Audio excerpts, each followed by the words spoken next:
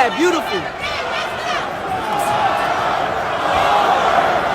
He can't get past that.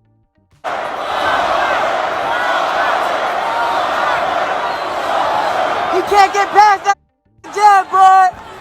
No? Good jab.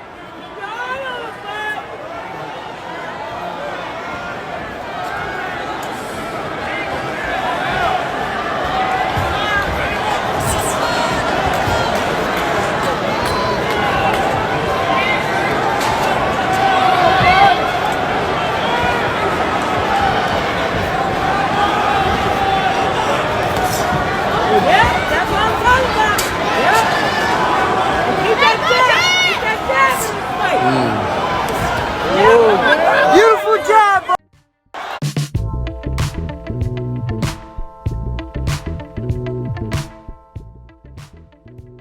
So Errol Spence gave his reaction to Crawford knocking out David by posting this strap season meme. Now this is hilarious and creative. However, it's missing some major details, which we're going to talk about in a few. But for the people that don't know, Errol Spence actually got into another car accident last night. Coincidentally, on the night of Terence Bud Crawford fight. So I'm just glad Errol Spence is nice and safe. And there's nothing wrong with him. That's all that matters. Furthermore, I still stand today where I was yesterday. I'm not mad at Crawford for fighting David at all. But if you are, let me ask you this. This is for all of the people that's complaining in the comment section. I bet they won't answer this question. If you in Crawford's shoes, and Errol Spence and Al Heyman told you the Errol Spence fight is not happening in 2022, even after you agreed to all of their terms, from less money to no guarantee money, so on and so forth. Would you stall your career even though you haven't fought for an entire year to wait on the Errol Spence fight in 2023 where it may happen or it may not happen? So you can waste your time for nothing. Or would you take a stay busy fight against David where they offered you 10 million guaranteed? And if you take this option, you get to stay busy in 2022, knock off the rust, and still be able to fight Errol Spence in 2023 like nothing happened. Which one would you do? That's a rhetorical question. Even a fool would accept the 10 million guarantee to stay active since the Errol Spence fight can't happen in 2022. Keep in mind, Errol Spence is not the only one that's not fighting in the later half of 2022. In fact, none of the PBC fighters are fighting in the second half of 2022. So why would Crawford block his blessings and get caught up with that mess when nobody on PBC is fighting on the second half of 2022? That's not Crawford's fault. The recession in the sport of boxing is not Terence Crawford's fault. More importantly, when it came to Errol Spence versus Crawford, it was Crawford that went and knocked on Errol Spence's door, not the other way around. Remember, Errol Spence did not go to ESPN and Top Rank and knocked on Crawford's door. Absolutely not. Instead, Errol Spence told Crawford, get a belt. Then when he got a belt, Errol Spence told Crawford again, I'm going to go the easy route and knock Sean Porter out.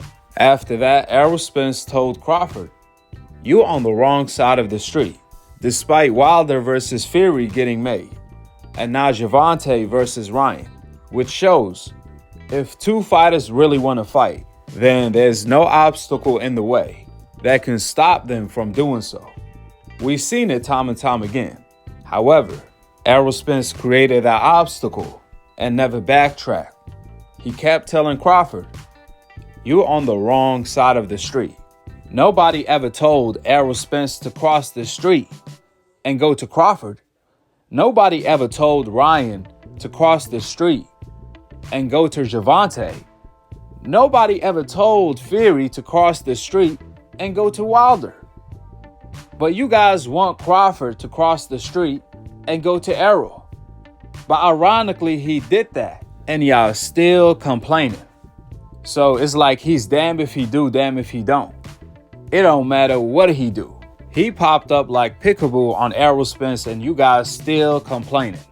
So again, Errol Spence never went across the street to knock on Crawford's door at ESPN. In fact, it was the contrary. It was Crawford who did exactly what you guys wanted him to do and what Errol Spence wanted him to do, which is cross the street all of the way to PBC. So if we being honest, it was Terence Bud Crawford that came and knocked on Errol Spence's door at PBC. That's the truth. Then after Crawford did everything you guys wanted him to do, he went and accepted less money, including all of Errol Spence's terms, from zero guarantee money to accepting a smaller percentage and all of Errol Spence's terms, all of Errol Spence's demands. Keep in mind, at this magnitude, no one, and I mean no one, gets offered zero guarantee money, especially for the biggest fight in boxing. I could assure you Gervonta is not getting zero guarantee money to fight Ryan. And I could also assure you that Canelo will never get offered zero guarantee money to fight Charlo and Benavidez. In fact, we already know he's not, because he already got offered $100 million guaranteed to fight them guys. However, some way, somehow, for the first time in history, Crawford, for the biggest fight in boxing, gets offered zero guarantee money to fight Errol Spence. I mean, make it make sense. That offer was sent to Crawford for one reason. It was meant to force Crawford out of negotiations with Errol Spence. That's it, that's all. I know it, you know it, and everybody knows it. But even then, Crawford still accepted Errol Spence's offer. He still accepted all of Errol Spence's terms. So you guys may wonder, how come the fight didn't happen?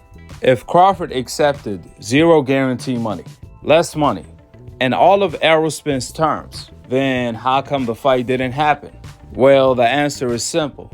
Even though Crawford accepted all of Errol Spence's terms, on the other hand, Errol Spence did not accept all of Crawford's terms. That's the reason why the fight did not happen, because it was Errol Spence who did not accept Crawford's terms. You see, both fighters have to agree to terms for the fight to happen.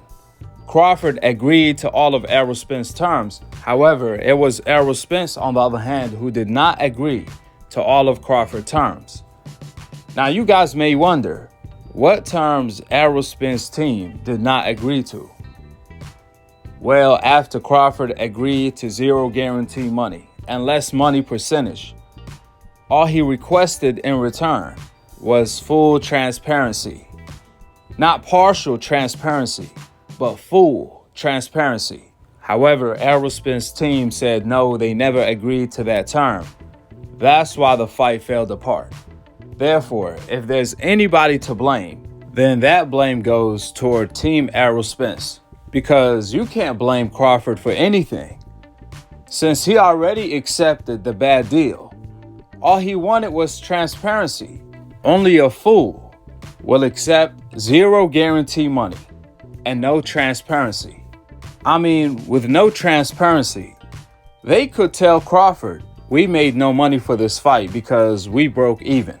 The revenue was the same as the expenses. So guess what, Crawford? You made nothing for this fight. Yep, that's right. You fought the fight of the decade for free. Now, perhaps PBC made $100 million from the fight, but with no transparency, Crawford can't prove anything, and he can't do shit about it. Excuse my French. Not saying that PBC is gonna do that. All I'm saying, to avoid any funny business, there has to be full transparency. The only way they not gonna grant Crawford full transparency unless there is funky business taking place. The way I look at it, if you have nothing to hide, then what's the issue? Therefore, the way I look at it, Crawford did not want to get robbed without a gun. Nevertheless, at some point, Errol Spence said that he gave Crawford some type of transparency. But we talking about full transparency here. This is no difference than Floyd Mayweather back in 2009. Floyd sent Pacquiao an offer where he accepted all of Manny Pacquiao terms. However, in return, Pacquiao did not accept all of Floyd Mayweather terms. Specifically, random style drug testing. Manny Pacquiao kept revising the contract, then sending it back to Floyd without accepting Floyd Mayweather term. What I mean by that, Floyd requested full-time random style drug testing. That's when Pacquiao will revise the contract, where he would say, I'm willing to take random style drug testing. However, I want a 29-day cutoff date.